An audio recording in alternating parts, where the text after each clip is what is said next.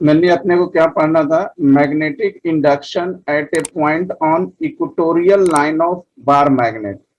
बार magnet के equatorial line पे अपने को क्या निकालना है, मैग्नेटिक इंडक्शंस निकालना है। कुछ इस प्रकार ये मैग्नेट बार है, south pole north pole, total length 12 है, तो हाफ क्या होगा, एल और एल होगा। तो इसके बार मैग्नेट के सेंटर से डी डिस्टेंस पे एक पॉइंट है, this is the equatorial point. जो साउथ नॉर्थ पोल में निकालेंगे वो एक्सियल पॉइंट होगा, जो कि प्रीवियस क्लास में देख चुके हैं। अब ये है कि this is the equatorial point, इस पॉइंट पे मैग्नेटिक इंडक्शन अपन फाइंड आउट करेंगे। इस पे दो कंपोनेंट है, a bar magnet along north pole और a bar magnet along south pole, और उसका रिजल्टेंट हो गया आपका बी। अब बार मैग्नेट के सेंटर से इक्वेटोरियल पॉइंट की डिस्टेंस क्या है, डी है, और ये हाफ डिस्टेंस हो गया। तो एक क्या हो गया आपका, this is also under root D square plus L square, Pythagoras theorem से। तो मैग्नेटिक फील्ड प्रीवियस क्लास में पढ़ा था, mu naught by 4 pi M D square minus L square 3/2, क्योंकि डिस्टेंस क्या है, ए है। बेसिकली जब निकालते हैं तो अपन क्या लिखते हैं, एक्स स्क्वायर, डिस्टेंस का स्क्वायर लिखते हैं। तो अपने पास डिस्टेंस क्या है, डिस्टेंस का क्यूब लिखते हैं, और अपने पास डिस्टेंस दिस ए डी है, एल है, डी स्क्वायर अपने को ये निकालना है ना, हाँ ठीक है। तो direction of B on the horizontal line is opposite to the direction of magnetic moment. तो बेसिकली मैग्नेटिक फील्ड का जो इक्वेटोरियल लाइन पे डायरेक्शन होगा वो मैग्नेटिक मोमेंट के डायरेक्शन के अपोजिट होगा, from north pole to south pole. That means magnetic field जो हुआ एक किसके इनवर्सली प्रोपोर्शनल हुआ, डिस्टेंस का क्यूब, सेंटर से जो इक्वेटोरियल पॉइंट का डिस्टेंस है उसके क्यूब का इनवर्सली प्रोपोर्शनल होगा। कब, जब मैग्नेटिक मोमेंट एम क्या हो आपके, कांस्टेंट हो। दैट मीन्स फॉर्मूला आपका क्या बन गया, b1 d1 cube equal to b2 dt cube. Time period निकाल लें, time period of oscillation of magnetic dipole in a uniform magnetic field.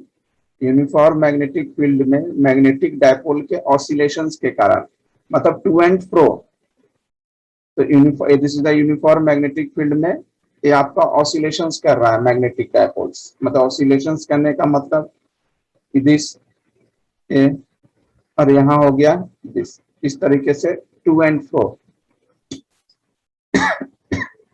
तो यूनिफॉर्म मैग्नेटिक फील्ड में मैग्नेटिक डायपोल को ऑसिलेशंस में कितने टाइम लगना, अपने को टाइम पीरियड निकालना है। तो मान लेते हैं कि m है आपका मैग्नेटिक मोमेंट और b है आपका मैग्नेटिक इंडक्शन, और थीटा एंगल से क्या कर रहा है आपका, डिफ्लेक्शन हो रहा है, माने ऑसिलेशंस कर रहा है। तो टॉर्क क्या हो गया, mb sin थीटा, जो कि अपन प्रीवियस क्लास में पढ़ा था कि कैसे आया है। m is the magnetic moment, b is the magnetic induction, और एंगल क्या होगा, इस एंगल से डिफ्लेक्ट हो रहा है। तो the torque produce an angular acceleration, basically ये टॉर्क क्या प्रोड्यूस करेगा, angular acceleration opposite to the angular displacement. तो एंगुलर एक्सेलरेशन जो होगा वो एंगुलर डिस्प्लेसमेंट के अपोजिट होगा।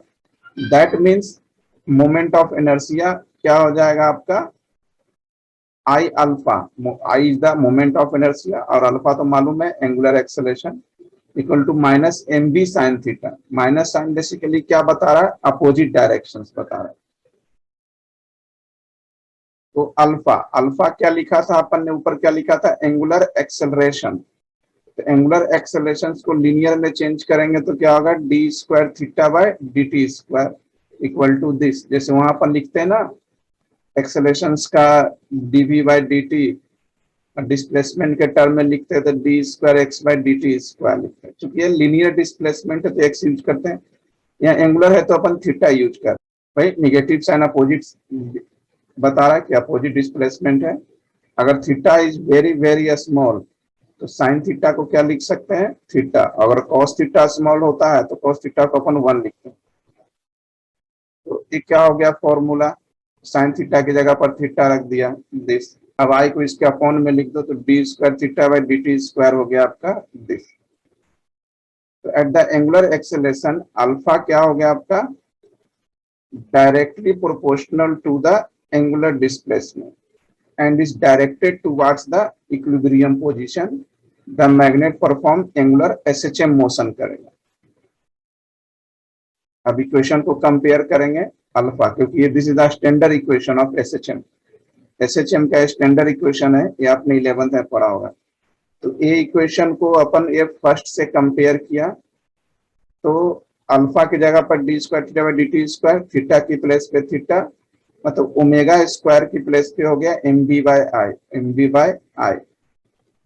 और ओमेगा बराबर क्या होता है, 2 pi by T, this is omega 2 pi by T. तो ओमेगा की प्लेस पे क्या रख दिया, 2 पाई बाई टी, स्क्वायर है तो 4 pi square by T square M B by I.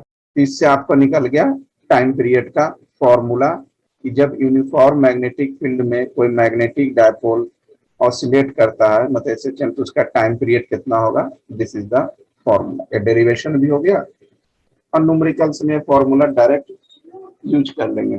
This is formula. The above equation is the principle of vibration of magnetometer, this is the time period. और I moment of inertia का formula क्या होता है, M L square plus B square by 12। This is the moment of inertia of bar magnet above the axis of oscillation. M तो हो गया mass of magnet, L हो गया length of magnet, और बी हो गया ब्रेड्थ ऑफ मैग्नेट, और B H हो गया आपका horizontal component of earth magnetic field. A magnet is oscillating in a magnetic field में कोई मैग्नेट ऑसिलेट करा in its time period T है मान लेते हैं। इफ एक सेकंड, तो अ मैग्नेट इज ऑसिलेटिंग में टाइम पीरियड टी है। इफ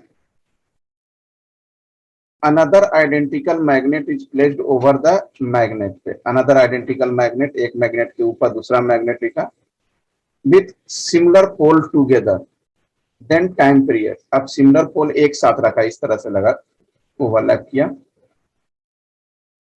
तो मोमेंट ऑफ इनर्शिया क्या हो जाएगा, 2i के बराबर हो जाएगा, और मैग्नेटिक मोमेंट भी आपका 2 टाइम्स हो जाएगा। तो टाइम पीरियड भी आपका चेंज हो जाएगा, क्योंकि i की जगह पर 2i रख देना है और m की प्लेस पे 2m रख देना है। तो टाइम पीरियड जो हो गया, दिस इज t, मतलब t जो एक मैग्नेट के ऊपर जो दूसरा मैग्नेट रखा, टाइम पीरियड दोनों का सेम हो गया, this is n dash equal to n, मतलब दोनों के लिए सेम ही होगा। And a magnet is oscillating in magnetic field B and its time period t. If another identical magnet is closed over that magnet with unlike pole together, unlike pole क्या हो गया, दूसरे को एक साथ, unlike पहले में क्या था कि like pole को together रखा, अब unlike pole का, then the time period becomes infinity। उस केस में time period क्या हो जाएगा, infinity हो जाएगा, मतलब this is 0। लक्ष्य, मैं आ रहा हूँ 10 मिनट में, एक स्टूडेंट से बात कर डिस्कस करके आ रहा हूँ, है ना। एडमिशन के लिए अभी तक फोन आ रहे हैं।